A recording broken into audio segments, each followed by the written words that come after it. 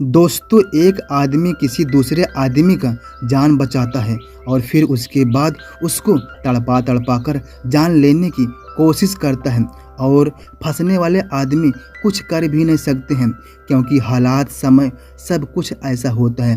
दोस्तों, क्या होता है यह सब कुछ जानने के लिए हम आपको आगे देखना पड़ेगा।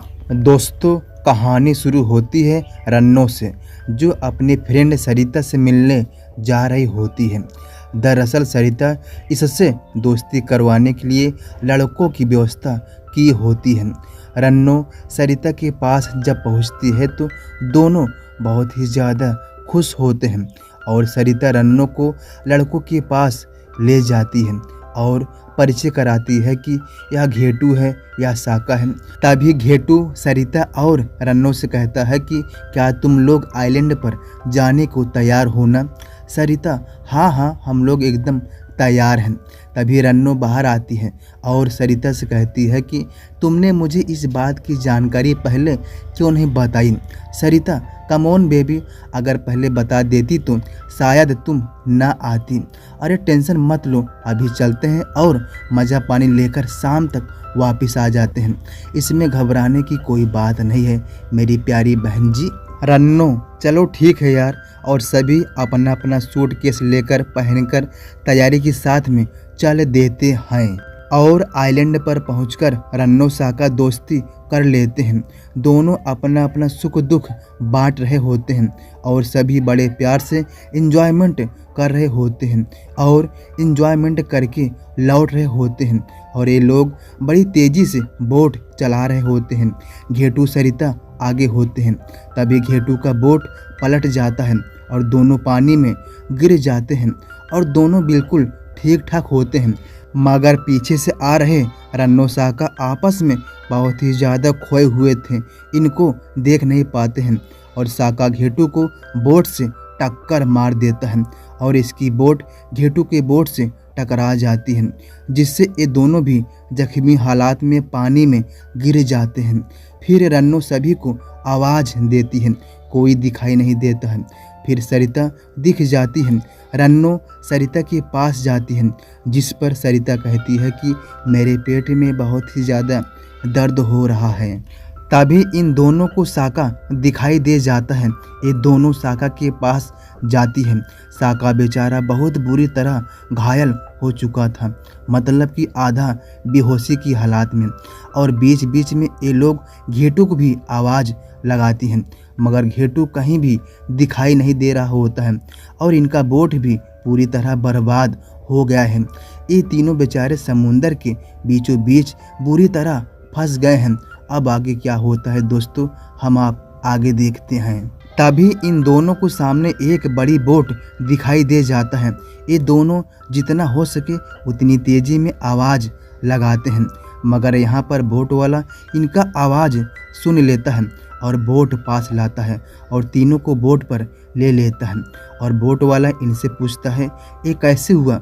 रन्नो बताती है कि हम लोग आइलैंड पर घूमने आए थे और लौट रहे होते हैं और हमारा बोट टकरा गया था। यह साका है, यह बुरी तरह घायल है और मेरा एक दोस्त पानी में है, मगर कहाँ है किसी को नहीं मालूम। क्या तुम डॉक्टर को फ़ोन लगाकर बुला सकते हो, क्योंकि साका मर सकता है। बोट वाला आदमी हाँ क्यों नहीं ऐसा कह के अपने रूम में चला जाता है और फिर सरिता पानी लेने चली जाती है। इसके बाद रन्नो साका को समझाती है कि तुम ठीक हो जाओगे, घबराओ नहीं, हम साथ साथ हैं। सरिता को आने में देरी हो रही होती है तो रन्नो खुद अंदर देखने जाती है, मगर अंदर सरिता नहीं, बोट वाला आदमी दिख जाता है। रन्नो तुम सरिता को देखे हो? बोट वाला आदमी नहीं, थोड़ा अपना दिमाग लगाओ, कहाँ है हमें नहीं मालूम। फिर रन्नो आदमी से इसका नाम पता और क्या करने आए हो ऐसा पूछती है। बोट वाला आदमी मेरा नाम कजरू है, मैं यहाँ जंगली जानवर का शिकार करने आया हूँ। तभी कजरू आराम से रन्नो के पास आकर कपड़े पर केमिकल लगाकर बेहोशी की हालात में कर देता है। फिर रन्नो को एक तहखाना में होश आता है। रन्नो तुरंत सरिता को उठाती है, सरिता भी होश में आ जाती है। तब इन दोनों को ज्ञात होता है कि यह कजरू इनको बंधक बना लिया है। इनके साथ क्या करेगा यह इनको नहीं मालूम।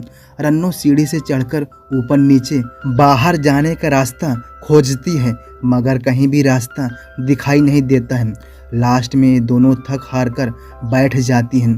तभी एक आदमी आता है। दरअसल यह आदमी डॉक्टर है, डॉक्टर पंचोली। पंचोली बोर्ड पर आकर साका को देखता है। फिर सीन यहाँ दिखाया जाता है। पंचोली कजरू को पैसा देता है और कहता है कि शाबाश, ऐसे ही तुम काम करते रहो। मैं और तुम लीवर किडनी सब कुछ बेच बेच कर दुनिया का सबसे बड़ा आदमी हो जाएंगे। चलो हम अपना काम करते हैं, अपने काम पर लगते हैं। इसके बाद पंचोली साका को बेहोश करके अपना काम चालू कर देता है और इसका पार्ट निकाल लेता है। रन्नो बेचारी नीचे से बहुत चिल्लाती है, ऐसा मत करो, ऐसा मत करो, मगर कौन सुनता है। फिर इसके बाद ये दोनों तहखाना में आ जाते हैं और सरिता को पकड़कर ले जा रहे होते हैं।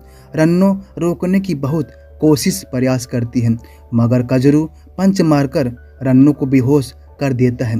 फिर तनिक देर बाद रन्नो को होश आता है। रन्नो तार की मदद से तहखाना की टोपी खोलकर बाहर आ जाती है और ये दोनों सरिता को पकड़कर लिटा देते हैं। फिर कजरू कुछ काम से दूसरे कमरे में चला जाता है। इसके बाद पंचोली अपना औजार निकालकर सरिता को काटने वाला होता है। तभी रन्नो तीर गन लेकर आ जाती है और मात्र एक ही तीर मार पाती है पंचोली को। एक ही तीर मारकर सरिता को खोल रही होती है और 90% खोल भी देती है। तभी पंचोली रन्नो का गला दबाने लग जाता है। फिर पीछे से सरिता चाकू से वार करके पंचोली को मार देते हैं और दोनों भाग जाती हैं। फिर कजरू आ जाता है। कजरू पूरा मैटर देखकर समझ जाता है। कजरू तुरंत बोट स्टार्ट करने जाता है, मगर यहाँ पर इन दोनों ने अच्छा दिमाग लगाया होता है। वायर सप्लाई इत्यादि का सिस्टम काट दिया होता है, जिससे यह बोट स्टार्ट नहीं होता है और ये लोग जितना हो सके उतना इस बोट से दूर चली जाती हैं और पानी में लगातार तैरने से ये दोनों बेहोश हो जाती हैं।